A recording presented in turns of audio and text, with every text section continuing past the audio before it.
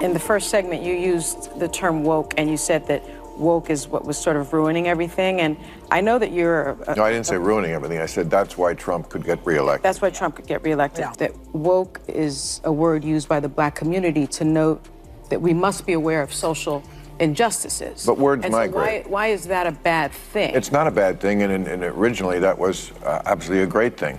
Alert to injustice. Who's not for that?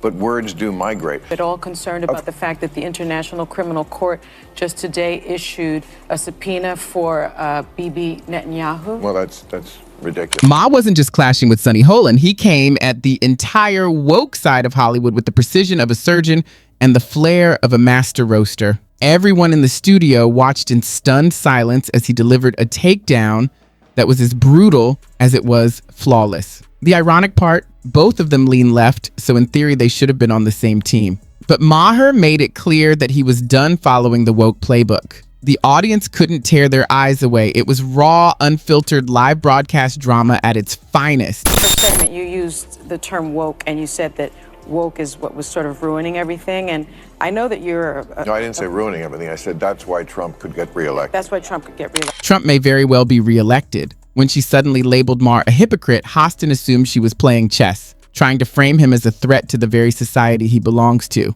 But Maher wasn't born yesterday. He saw right through her setup as if it were made of glass. The woke mob often relies on twisting words to trap their opponents. But this time, Maher flipped the board entirely, leaving them speechless. Doubt that I was right about the change that's happened in the left, watching people protest for a terrorist organization like Hamas, that straightened me up pretty good. To promote his latest book, Bill Maher recently appeared on The View. What was expected to be a routine publicity spot quickly spiraled into a heated shouting match. Known for leaning left, Maher turned his razor-sharp humor against his own side, leaving the audience stunned. With the woke mob sizzling under his fire, the show felt less like a talk program and more like a grill session. The tension ignited when Sonny Holston tried to corner Maher, asking why he was using the term woke as a weapon. It struck me that in the first segment, you used the term woke, and you said that woke is what was sort of ruining everything. And I know that you're... No, I didn't say ruining everything. I said that's why Trump could get reelected. That's why Trump could get reelected. Yeah. So the term woke has been, in my view, co-opted by the right and weaponized and bastardized. And so I was surprised to hear you use the term because historically, as you know, because I think you're quite brilliant, that woke is a word used by the black community to note that we must be aware of social injustices. But words and migrate. So why is that a bad thing? Before calling Maher a hypocrite, Hostin thought she was being clever, playing chess while everyone else played checkers. She tried to paint him as a threat to the society he was meant to be part of. But Maher wasn't about to fall for it. He saw right through her setup as clear as glass and refused to be trapped by the woke crowd's favorite tactic of twisting words. Their usual strategy had no effect this time. Maher confidently dismantled it, leaving the studio in stunned silence. And originally that was absolutely a great thing. Alert to injustice. Who's not for that? But words do migrate. Now, I'll use any term you want. Okay. Because maybe that is a word that's triggering, and so let's not use that word. I don't know. Want to call it the super far left? Bill Maher made a brilliant opening move. Calm and composed, he sidestepped Hostin's trap by pointing out that language is always evolving. A word's meaning today might be completely different tomorrow, he explained. He went further, showing that the way Hostin used woke reflected the distorted view imposed by the far left. Instead of collapsing under her accusation of hypocrisy, Maher turned the tables, forcing Hostin to fall into the very trap she had tried to set. The audience erupted, stunned by the precision and intellect of his verbal takedown. Don't tell me that the left hasn't changed. I mean, I'm old enough to remember when it was the conservatives who hated the Jews. Yeah. Okay. That was a joke. But, Too dark, too dark.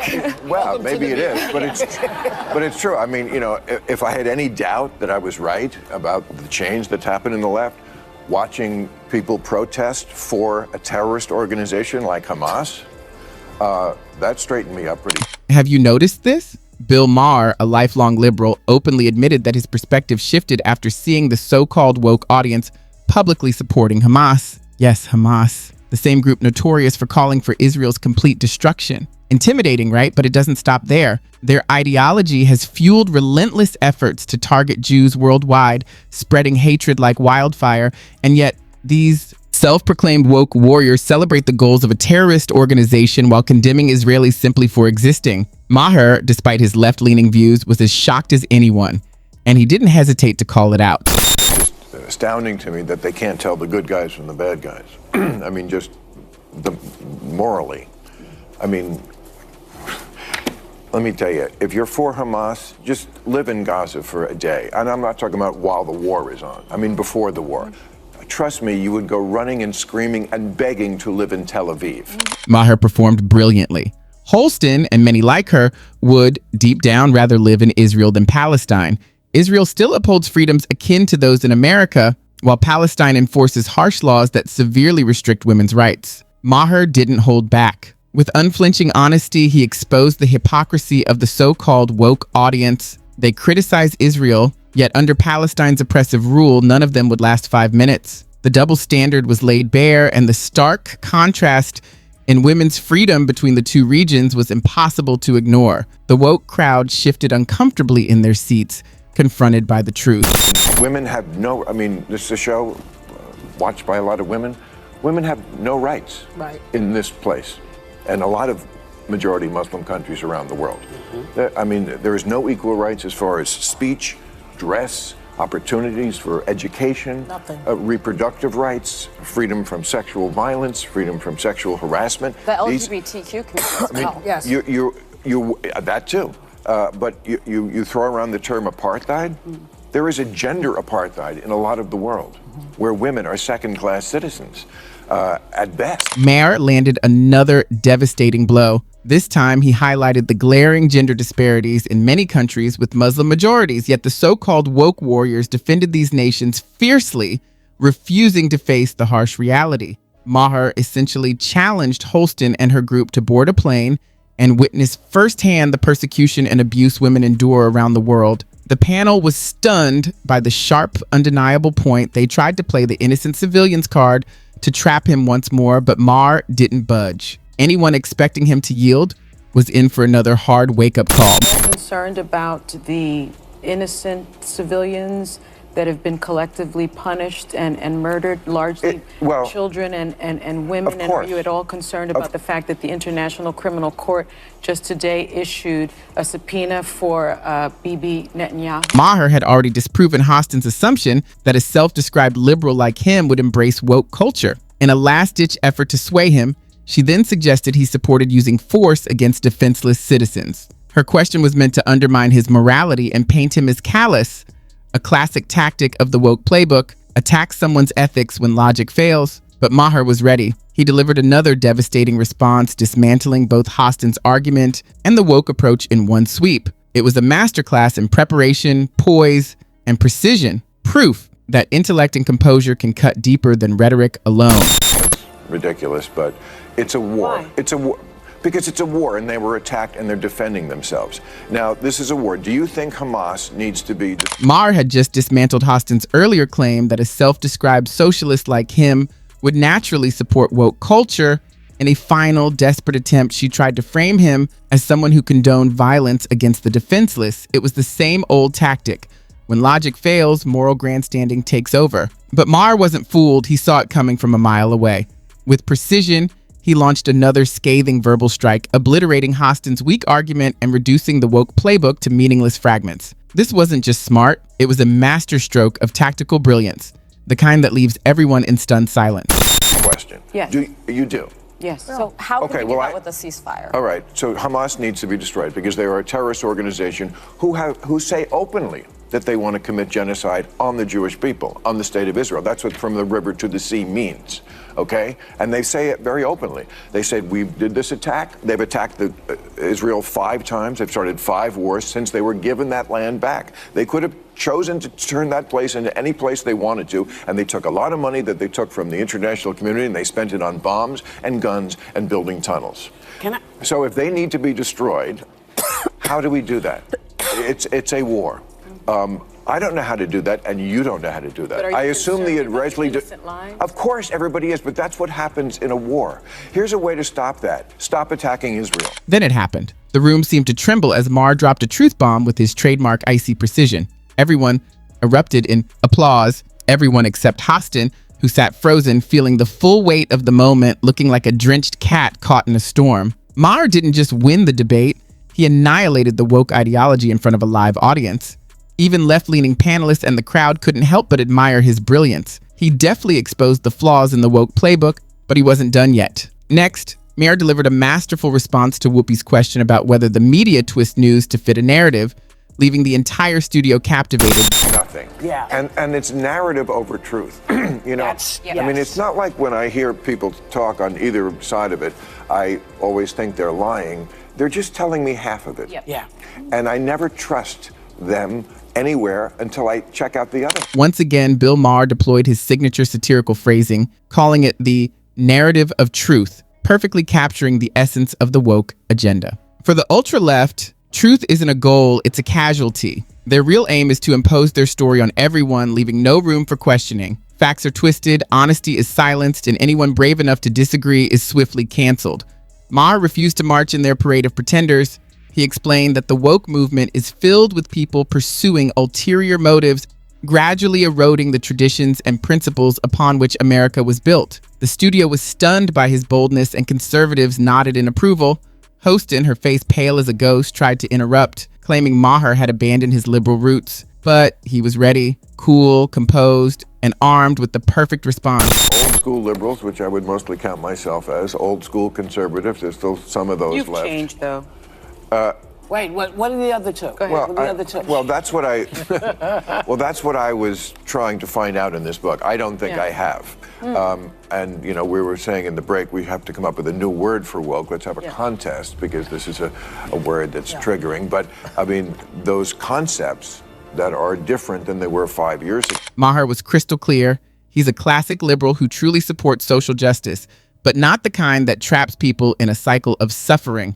He drew a sharp line between his beliefs and those of the woke crowd, who claim compassion means keeping people stuck in harmful situations. To illustrate, Maher offered a striking example. A classic liberal would help homeless men off the streets, placing them in clean, safe shelters so they could rebuild their lives. The woke mob, however, would leave them on the pavement under the guise of compassion and expect everyone else to tolerate it. Anyone daring to challenge that twisted logic is immediately labeled and silenced. Everyone in the studio could feel the truth in Maher's words, and his remarks resonated deeply. It was a term that I thought we kind of came up with because people were calling them bums and vagrants and hobos. Now that's homeless. the word. Now, no. It's unhoused. Well, it's people Unhoused. experiencing Unhoused. homelessness. But they're experiencing it on the street. Yeah. Okay, the liberal view of that was for compassion's sake. We're the liberals, we're compassionate. Let's get these people off the street. That's not the view of the, whatever word we're going to come up with for this. Their view of the homeless is they're an endangered species that needs to be protected in their natural habitat, living their best life under a... Maher was bold, sharp, and unflinchingly critical of everyone around him. He stood his ground, putting the woke mob in their place, and viewers couldn't stop applauding. I've never seen anyone dismantle the liberal woke narrative so calmly, yet so powerfully, one supporter remarked. It was legendary. Others quickly attacked Hostin, exposing her blatant hypocrisy. Unbelievable, said a critic. These women complain about media bias when the media is already overwhelmingly on their side. Viewers also called out Sunny Hostin's manipulative tactics. Sunny needs to stop putting words in people's mouths, someone commented. It's just gaslighting. But Maher's appearance on The View was about more than just sparring. Exposing woke hypocrisy became a masterclass in strategy. From the moment Hostin tried to corner him, Maher was calm, cunning, and utterly lethal. The stunned audience's reaction revealed just how unprepared they were for his level of precision. And he didn't stop there. Maher also criticized presidents who back far-left causes. During the same appearance, he poked fun at President Biden, questioning whether his advanced age might make it harder to lead the country effectively. Biden just presents as old. It's not really fair. No. Because he's almost the same age. Trump is almost the same age as him. I know. But Trump doesn't present that way. You know, you look at somebody right away, you can kind of just sum them up. I mean, We are not young, but we don't present as old. Yeah. Biden does. I saw him yesterday making that speech. Yeah. I mean, I'm sorry, he's Gaddafi. It had to sting. It's bad enough to be deemed unfit to lead the world's most powerful nation, but being compared to a cadaver while still alive, that's next level insult. Maher delivered it with surgical precision, linking it to the growing perception that President Biden is little more than a puppet with real decisions being made behind the scenes. Maher's appearance on The View didn't just spark outrage, it caused a full-blown political earthquake. Sunny Hostin looked like she wished the ground would swallow her whole as Maher's razor-sharp comebacks kept landing. By the time he dropped his final bombshell, the delicate narrative of the woke crowd lay in ruins and her arguments were reduced to ashes. His bold logic and fearless delivery never gave them a chance. That wraps up the most electrifying part of today's showdown. For more unforgettable takedowns of the woke mob, hit the like button and subscribe. You won't want to miss what comes next.